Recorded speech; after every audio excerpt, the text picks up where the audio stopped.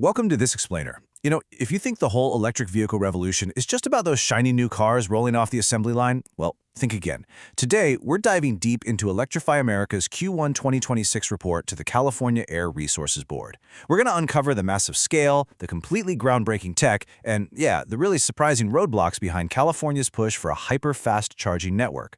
Whether you're already driving an EV, maybe you're thinking about making the switch, or honestly, if you're just curious about this monumental shift happening right on our roadways, understanding this underlying infrastructure is the actual key to seeing exactly where the future of transportation is headed. Let's get right into it. To really wrap our heads around the sheer momentum of this whole endeavor, we've got to start with the numbers. According to the Q1 report, Electrify America has over 1,300 chargers actively powering vehicles across more than 270 individual sites just in California alone. So we're no longer talking about a couple of slow-charging plugs tucked away in the dark corner of a parking lot.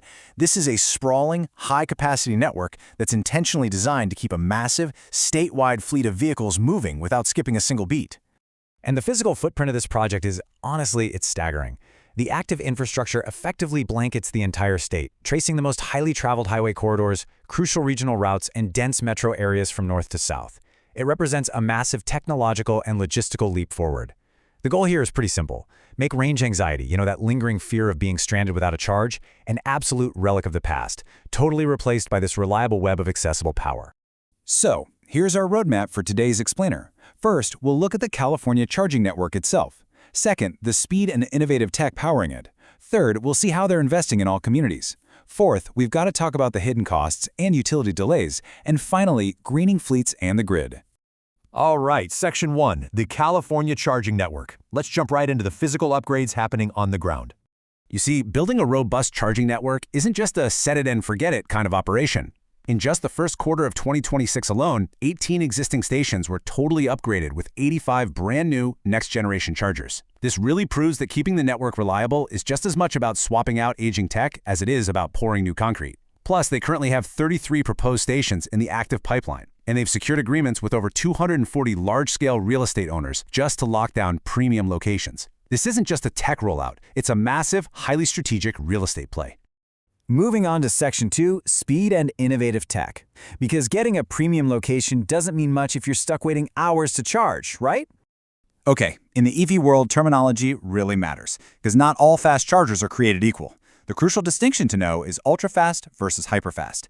Ultra-fast chargers deliver up to 150 kilowatts of power, which, don't get me wrong, is quite brisk. But hyper-fast chargers, they push the absolute limits, delivering a blistering 350 kilowatts. Now, to manage that extreme electrical load safely without, melting under the intense heat, these rely on state-of-the-art liquid-cooled cables. It's cutting-edge engineering with one single goal: get you fully charged and safely back on the highway in mere minutes. But there's this fascinating contrast between the sleek user experience and the harsh logistical reality happening behind the scenes. For the everyday driver, plug-and-charge technology feels like pure magic. You literally just plug the cable into your car, the system automatically authenticates, handles the payment, and starts charging. No swiping cards, no tapping apps. But behind the scenes, making that magic happen requires grueling, highly coordinated site acquisitions and incredibly complex technical integrations with 21 entirely different electric utility companies across California. It's a total logistical labyrinth that's just hidden by a really seamless user interface. Which brings us to Section 3, investing in all communities. Let's look at who actually gets to use all this next-gen tech. Well, it's pretty easy to cynically assume that all the newest, fastest technology just goes straight to the wealthiest zip codes, right? But the data actually paints a totally different picture. Electrify America had a designated target to place 35% of its public fast-charging investments in low-income and disadvantaged communities. Well, they didn't just meet that target, they completely shattered it. A massive 55% of their public fast-charging stations in California are now located in these priority areas. That's a huge over-delivery on the promise of equitable access for everyone.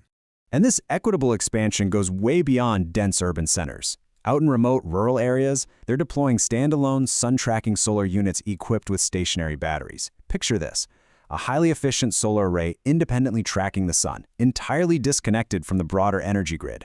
This means two cars can pull up and charge simultaneously using 100% off-grid, locally generated renewable energy. They even function flawlessly during a total local blackout. It is self-sustaining infrastructure at its absolute finest. Okay, Section 4. Hidden costs and utility delays. Time for a reality check. because building physical infrastructure at this scale is objectively hard. The report reveals some really stark friction points we just have to acknowledge. According to the Q1 data, it costs a staggering 27% more, on average, to design and construct a charging station in California compared to building the exact same station in another state. Why does that matter to us? Well, it means that for every dollar invested, California effectively gets fewer stations. The capital just doesn't stretch as far, which inherently slows down the sheer volume of deployment across the state. And a major factor driving those inflated costs is just sheer bureaucracy. The data shows that an average site in California takes 62 business days just to clear the local permitting process. That is 18% longer than the national average. Think about what that actually means. Before a single shovel hits the dirt, before an inch of wire is laid down, months of valuable time are lost purely to municipal red tape, endless paperwork, and municipal back and forth. It's an administrative bottleneck of epic proportions. But honestly, that bureaucratic hurdle totally pales in comparison to the most surprising statistic in the entire report. After a station is completely built, utility companies take an average of 32 weeks to finish construction of the new service and actually energize the site. Yeah, 32 weeks. That's over half a year where perfectly functional, multi-million-dollar, state-of-the-art charging stations are just sitting there, completely idle, trapped behind caution tape, waiting for someone at the local utility company to simply flip the switch. It's a staggering inefficiency that severely delays public access. Finally, Section 5. Greening fleets and the grid. Let's look at how this builds into something even bigger than passenger cars. So, despite those maddening bureaucratic hurdles, this infrastructure is laying the groundwork to stabilize the entire power grid. To prevent these massive charging stations from completely overwhelming local utility systems, many are smartly paired with huge battery energy storage systems. Amazingly, over 50 of these specialized stations in California now act together as a virtual power plant. Instead of drawing tons of power during the hottest part of the day, they silently bank energy overnight when electricity is cheap and plentiful. Then, they deploy that stored energy directly to vehicles during peak afternoon hours, dramatically reducing strain on the state's grid. This kind of massive, intelligent power storage is exactly what we need to tackle the hardest sector of all: heavy-duty logistics. The network is now successfully powering massive fleets of Class 8 electric semi-trucks operating out of the vital economic hubs at the ports of Los Angeles and Long Beach.